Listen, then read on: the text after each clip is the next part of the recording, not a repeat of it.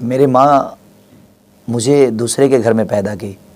मेरा घर ढह गया था और घर में रहने की संभावना थी ही नहीं, तो बगल के एक ईंट का घर था, मेरे अपने गांव के थे वो, तो उनके घर में ही मेरा जन्म हुआ था शायद, ऐसी माँ बताती है मेरी।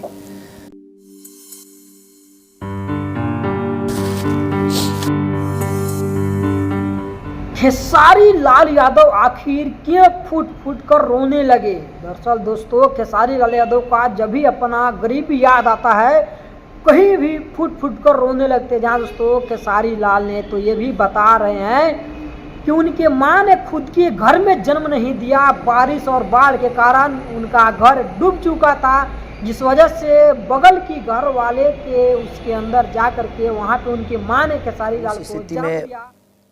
एक पैंट होता था जो मेरे बड़े भैया भी पहनते थे, वो खोलते थे तो उसके बाद वाले भैया पहनते थे, वो खोलते थे तो उसके बाद वाले, जब सब लोग पहनकर फाट जाता था और सबसे ज़्यादा वो बैक पे फाटता था और उसके बाद मुझे पहनने को मिलता था, क्योंकि सबसे छोटा गरीबी था कि खेसारी लाल के पिता मंगरू यादव कभी चाना बेचते थे।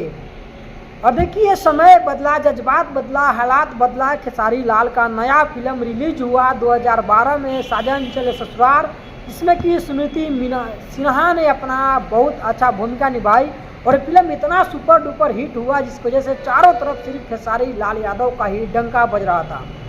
इतना ही दोस्तों, खेसारी यादव का जीवन खत्म नहीं हुआ। देखिए कि कुछ दिनों के बाद में खेसारी यादव का आज रेंज रोवर, फॉर्च्यूनर जैसे बड़े बड़े गाड़ियाँ और बड़े बड़े शहर में बांग्ला भी है।